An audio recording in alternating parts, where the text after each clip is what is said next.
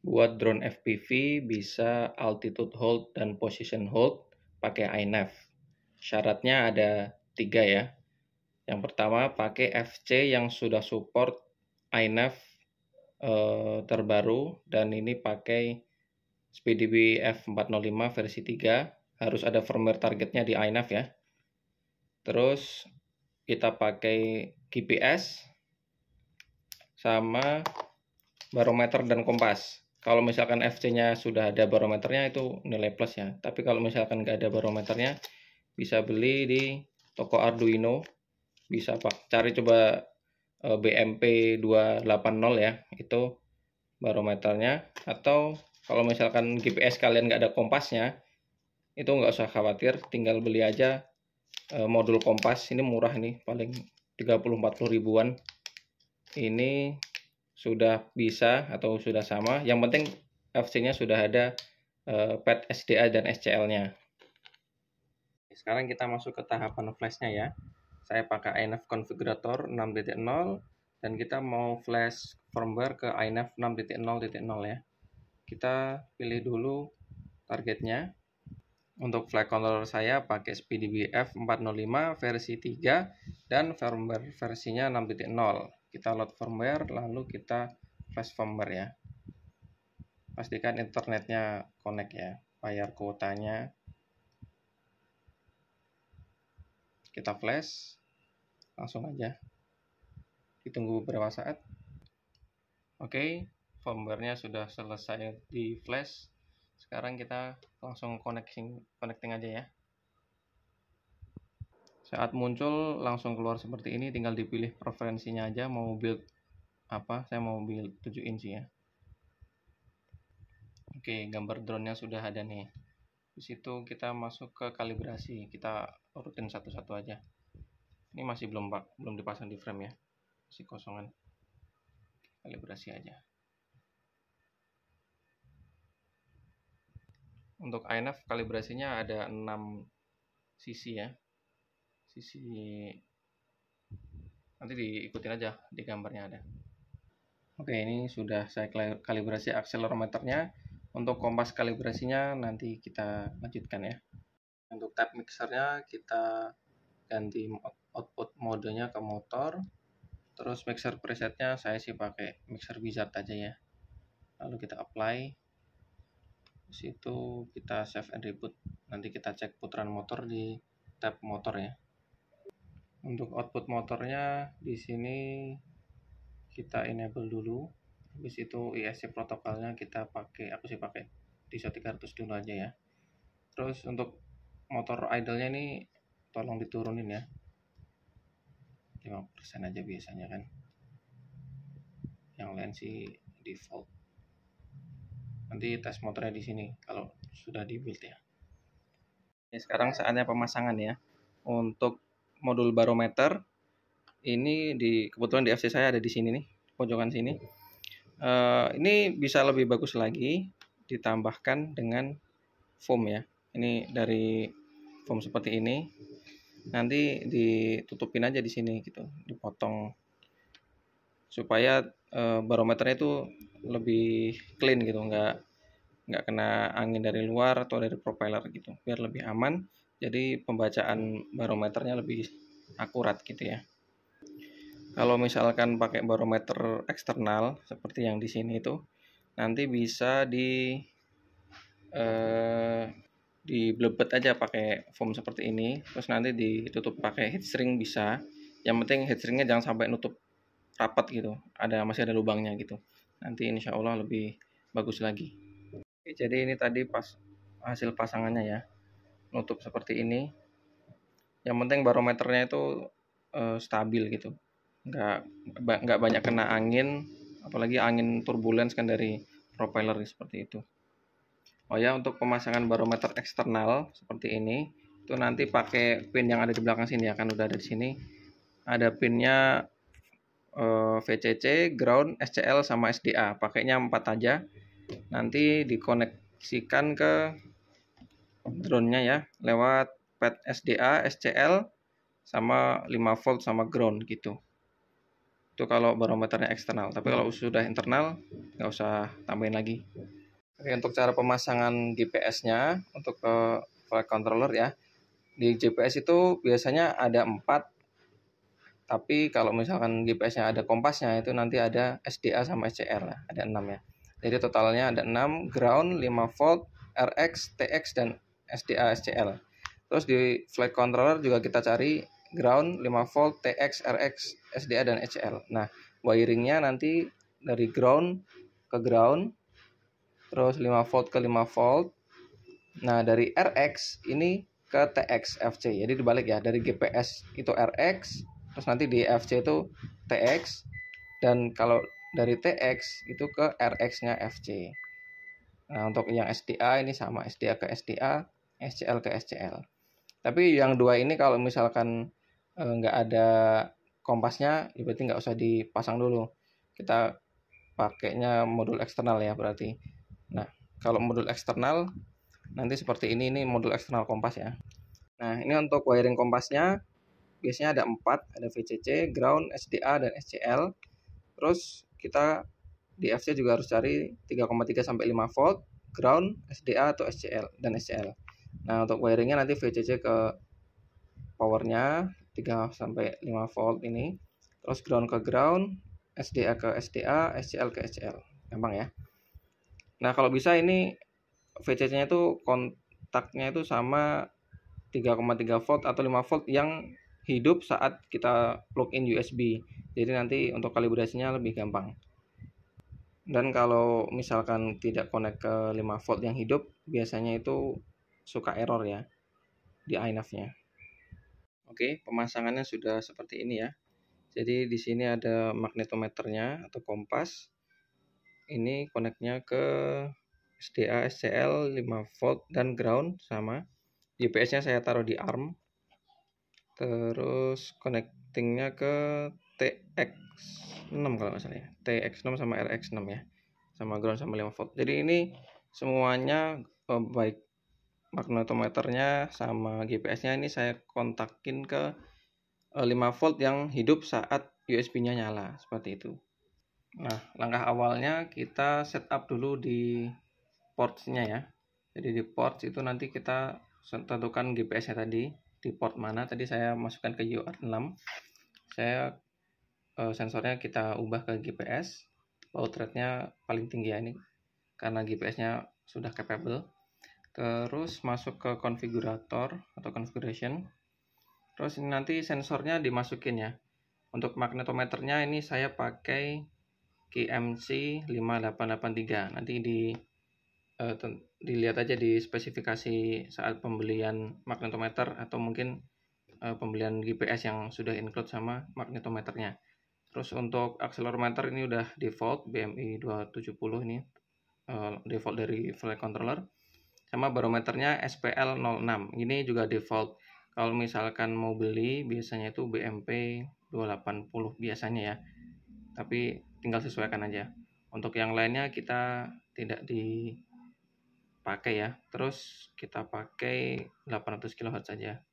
Karena dia pakai prosesor F405 ya. Jadi insya Allah mencukupi lah, udah mumpuni. Oke, terus kita masuk ke tab GPS. Kita lihat configuration-nya. Di sini dicentang dulu ya. Ini awalnya belum dicentang. Tinggal dicek aja. Terus untuk protokolnya sesuaikan dengan GPS-nya. Ground assistant saya pakai auto detect. Ini dicentang juga boleh, tapi nggak usah juga apa-apa. Jadi ini sudah saya setting semua. Kalau sudah benar configuration-nya, sensornya udah benar, nanti harusnya semuanya biru seperti ini ya. Oke, GPS-nya nyala, barometer, magnetometer bisa, accelerometer sama gyro. Nah, ini nanti di GPS juga sudah kelihatan ya. Ini satelitnya dapat 17. Keren ya satelitnya ya.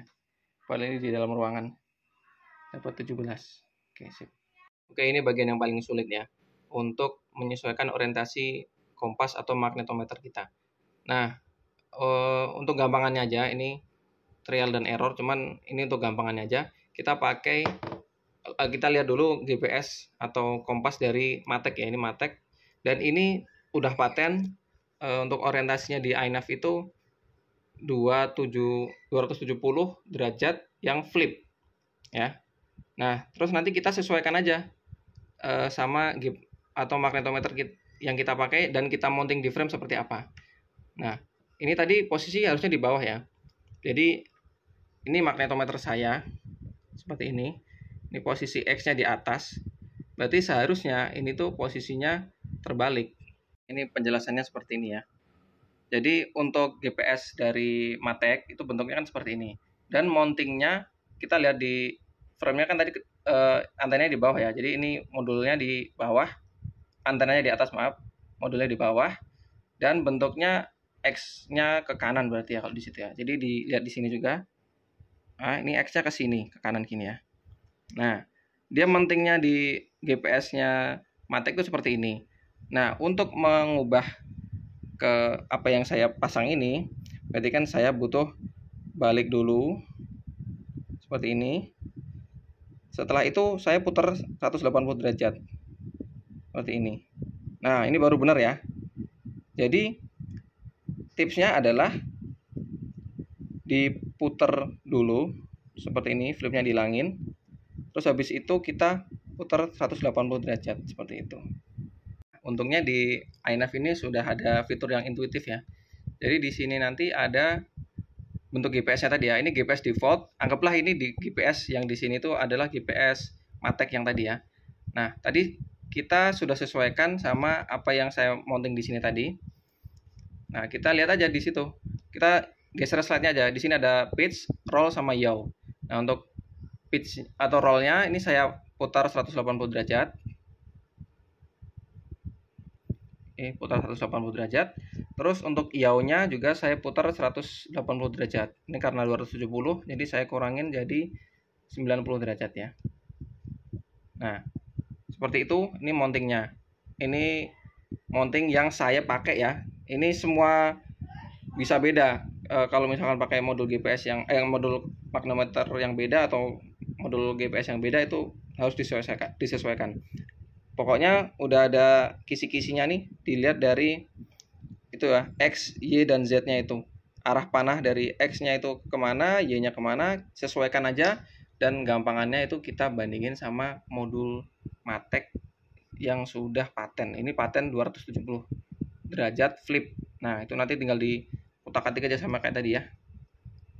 Nah, kalau udah selesai semua, kita save and reboot. Setelah itu kita kalibrasi ya. Untuk akselerometernya ini sudah kalibrasi, tapi kalau mau dikalibrasi bisa dikalibrasi ulang. Terus untuk yang penting tadi, karena kita sudah pasang GPS dan kompas, kita pakai calibrate kompas ya. Nah, ini caranya seperti apa? Caranya intinya seperti ini. Nanti setelah kita klik calibrate kompas ya, calibrate kompas, itu nanti kita ada waktu selama 20 atau 30 detik untuk kita memutar drone-nya. Jadi drone-nya kita putar, ntar muternya seperti ini ya. Jadi usahakan sesuai dengan ketentuannya di situ. Setiap sisi harus menyentuh atau menghadap ke bumi gitu ya. Jadi seperti ini, misal putar gini bisa. Oke, putar gini. Berdiriin lagi, putar lagi. Pokoknya diputar-putar aja. Atau bisa juga diputar 360 derajat di tiap aksisnya ya. Nanti pas menghadap gini kita putar ya. Satu, terus berdiri, putar lagi. Oke, satu lagi, terus samping. Gitu terus aja. Putar 360 derajat pokoknya. Putar. Sisi yang lainnya juga dikasih nggak apa-apa supaya lebih akurat ya.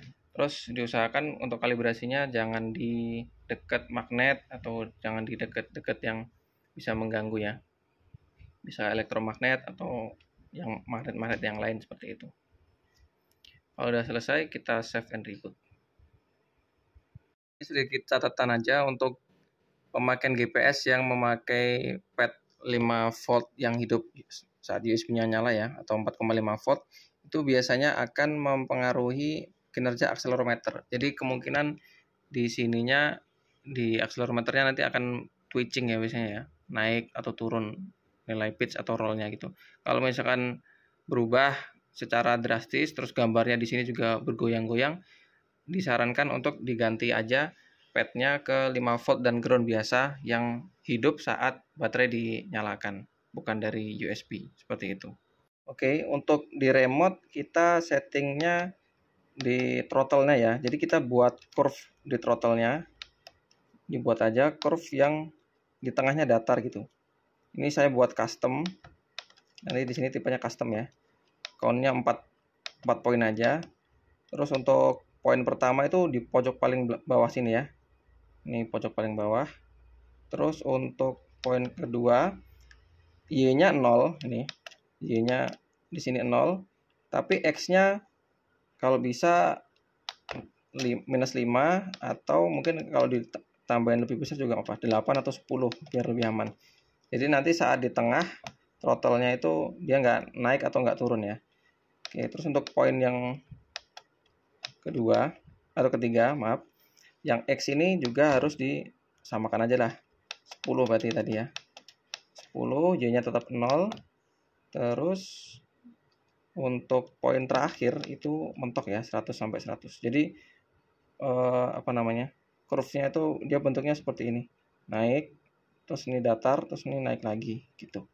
Jadi nanti kalau di tengah di sini, sticknya di tengah itu dia 0 gitu nilainya.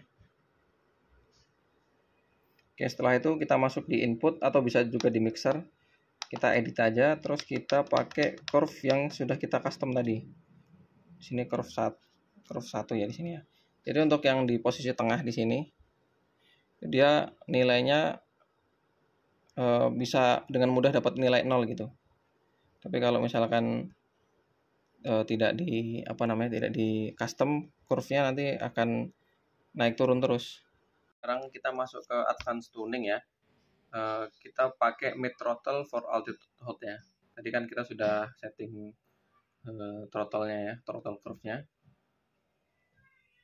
Terus untuk nilai-nilai yang lain sih saya biarkan default aja. Paling kalau mau diubah-ubah tuh ada RTH settingnya dan lain-lain. Tinggal sesuaikan preferensi aja. Untuk setup receiver hampir sama kayak di Betaflag ya. Saya mau pakai Express LTS, jadi saya pakainya CRSF ya. Terus yang agak beda juga sama yang di Betaflag itu, kalau di sini itu bukan pakai aux ya, di sini pakai channel. AUX 1 kalau di Betaflag, di sini channel 5 ya. Kita setting armnya, flag modenya kita bisa pakai angle, kita masukin channel 6 aja. Lebih enak itu angle, terus angle-nya sampai di tengah gini ya. Jadi nanti kita di bawah itu angle biasa, terus nanti yang di kedua sini nanti itu angle dengan altitude hold dan position hold, biasanya gitu. Atau sesuai preferensi masing-masing bisa ya. Nah, di sini ada navigation mode ya. Di sini ada nav post hold. Post itu position hold. Kita sesuaikan channelnya channel 6 sama dengan channel di mode angle. Terus kita set di tengah ya. Tadi kan kalau angle kan dari bawah sampai tengah ya. Nav post hold kita set di tengah. Dan sekalian dimasukin nav altitude hold-nya sama juga di channel 6. Posisinya tengah. Itu nanti switch-nya tinggal di setting-setting sendiri di remote kalian ya. Terus untuk yang RTH di sini ada juga di navigation mode. Saya pakai channel 8 ya. Nanti disesuaikan aja untuk mode. Pokoknya untuk navigation position hold dan altitude hold ada di sini. Disamakan dengan flag mode angle ya. Tinggal di-set aja.